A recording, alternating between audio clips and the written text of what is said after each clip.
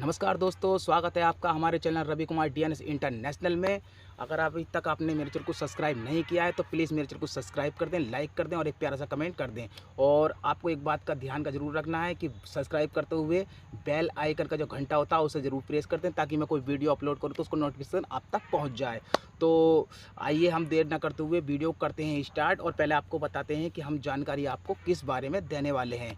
देखिए, आज हम जानकारी आपको देने वाले हैं 4051 गोभी की नर्सरी के बारे में। क्योंकि हमारे बहुत सारे किसान भाइयों कमेंट भी आ रहे हैं और वो हमसे पूछ भी रहे हैं कि भाई हम 4051 की नर्सरी किस टाइम पे डालें।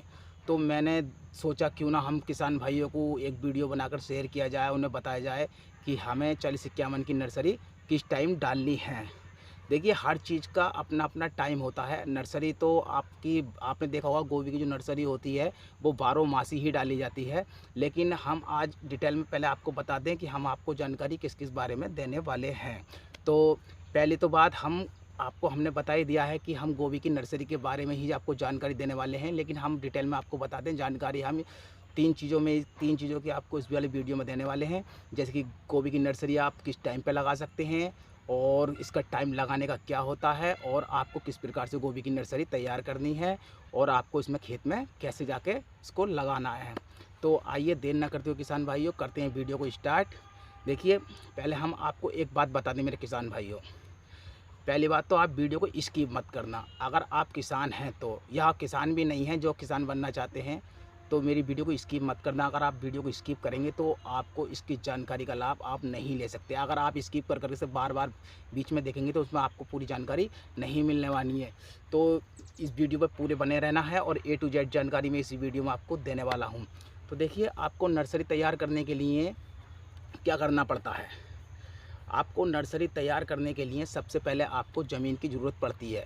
यह आपको खूब अच्छी तरीके से पता होगा कि हमें नर्सरी डालने से पहले ज़मीन की ज़रूरत पड़ती है। देखिए किसान भाइयों, हमें नर्सरी जो डालनी है वो ऐसी जगह पर डालनी है जहाँ की थोड़ी रेतली मिट्टी हो या दोमट मिट्टी हो, वहाँ पर ही हमको नर्सरी डालनी है। और ये आपको ये बहुत ध्यान रखना है, नर्सरी जो डालनी है हमें वो ऊंचे पे ही डालनी है। कभी आपको नीचे खेत में कभी नर्सरी आपको नहीं डालनी है। वो ऊंचे पे यूँ नर्सरी डाली जाती है मेरे किसान भाइयों, जैसे कि हम कभी बरसात आ जाए या कुछ हो जाए तो उसमें हमारा पानी नहीं भरता है। अगर थोड़ी बहुत बरसात हो जाती है तो हमारा उसका पानी का निकास होना चाहिए। तो ये बात आपको पहले ही ध्यान रखनी है कि जहाँ भी आप नर्सरी डालें तो ऊंचे की जगह नर्सरी डालें, आपको नीचे की जगह में नर्सरी नहीं डालनी है। तो देखिए, हम बता रहे हैं आपको कि आपको नर्सरी किस प्रकार से तैयार करनी है। तो देखिए, सबसे पहले आपको क्या करना है, आप जहाँ पर भी नर्सरी डालना चाहते हो तो वहाँ आप पहले लगभग नर्सरी डालने से पहले 10-12 दिन पहले उस ज़मीन को अच्छी प्रकार से खोद लीजिए।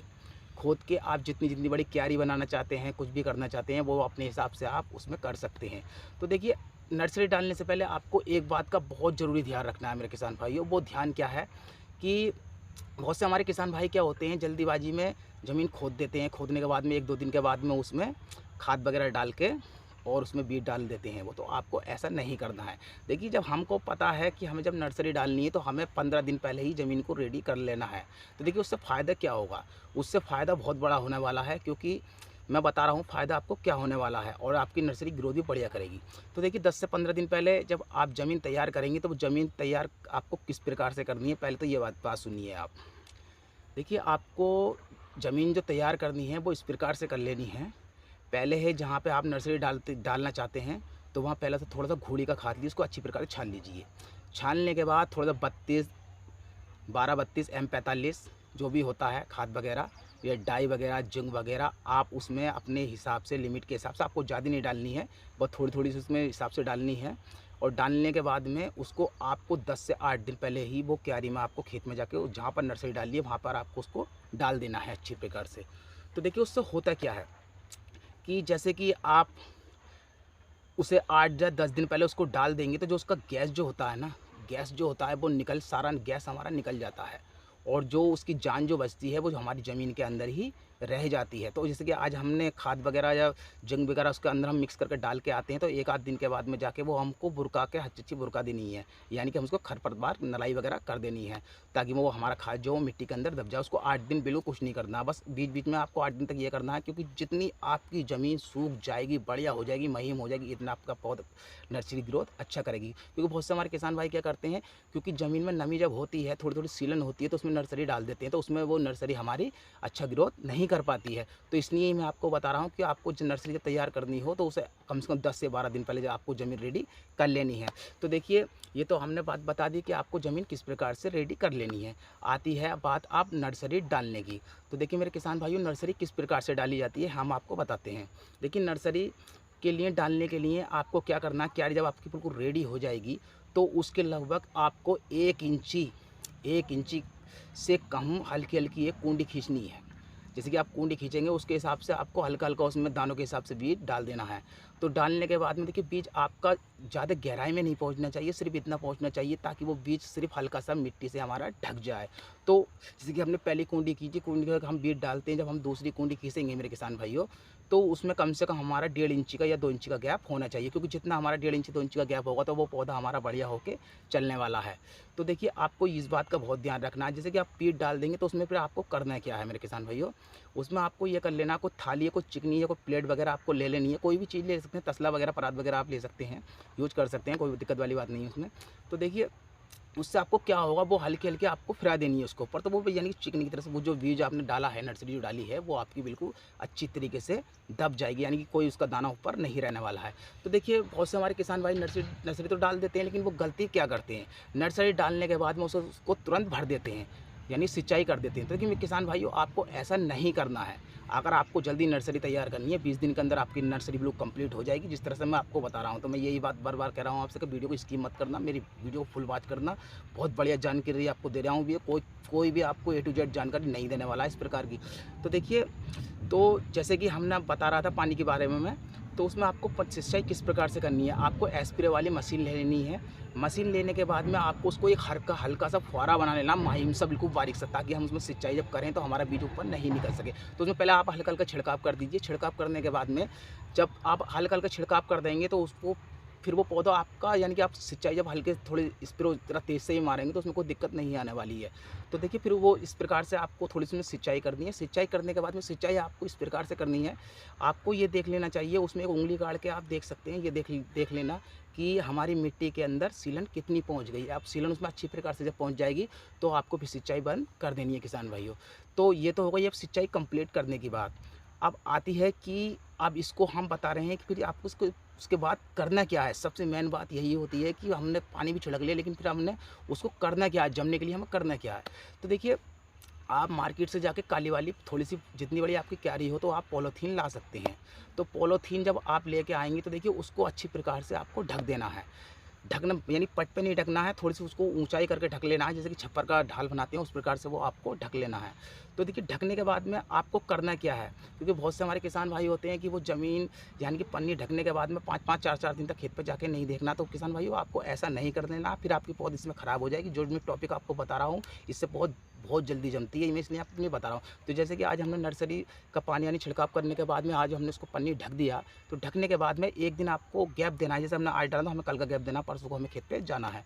तो खेत पे जाने के बाद में तो उसको हल्की हल्की सी आपकी दाल सी निकलनी मेरे किसान भाइयों शुरू हो जाएगी। जब दाल सी निकलनी जब शुरू हो जाएगी मेरे किसान भाइयों, तो ऐसे मान लीजिए कि आपका पौधा सारा निकल रहा है। तो उसमें आपको क्या करना है, अगर आपकी ज़मीन से थोड़ी थोड़ी बाहर निकल आई है, तो देख लेना, वो तो आपको पता चल जाएगा, क्योंकि एक चौथे दिन भी तैयार होती है ना, तीसरे दिन तक इसका बीज निकल आता ही है।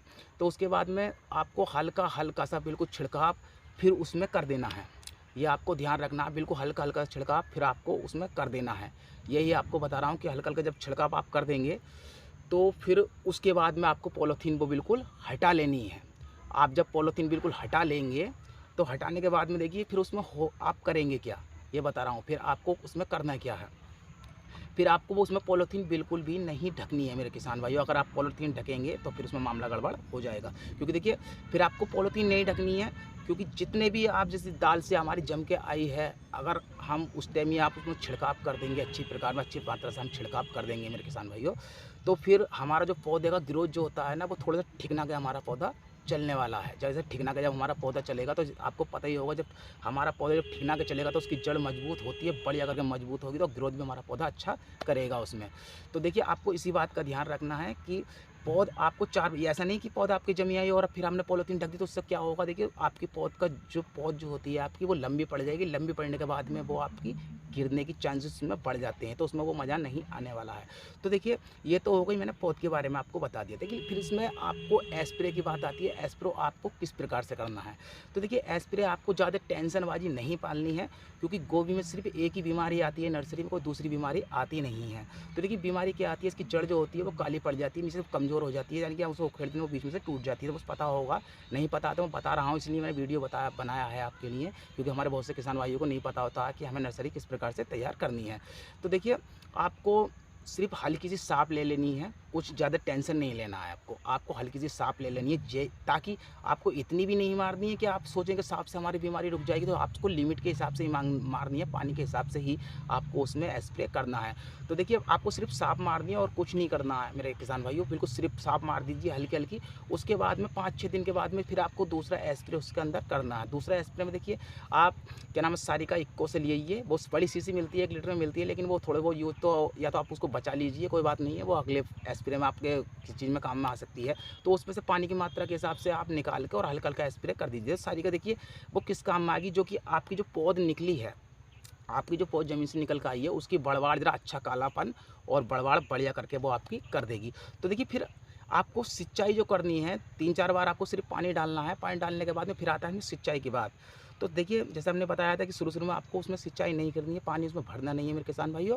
तो देखिए फिर हमें उसमें जब हमारी पौध जब पहली पत्ती जब निकलनी शुरू हो जाएगी, तो उसमें हमें हल्का हल्का सा मग्गे से या किसी चीज़ से भी हमें उसको फिलहाल में क्यारी वो भर देनी है। तो हमें यानी कि किसी भी, अगर हम बड़े से चलाते हैं, ट्यूबवेल से पानी चल रहा है, तो हमें उस प्रकार से पानी नहीं चलाना ना, क्योंकि वो हमारी पौध जब प्रेशर उस पर ज़्यादा पानी का पड़ेगा तो वो हमारी पौध गिर जाएगी, उस पर हल्की सी काँप हमारी जमने की चांसेस बढ़ जाते हैं। जब चांसेस बढ़ जाते हैं तो वो पौध हमारी ख़राब बिल्कुल हो जाती है किसान भाइयों। तो आपको ऐसा नहीं करना, क्यारी भर देनी है। भरने के बाद में फिर आपको उसमें पानी नहीं चलाना।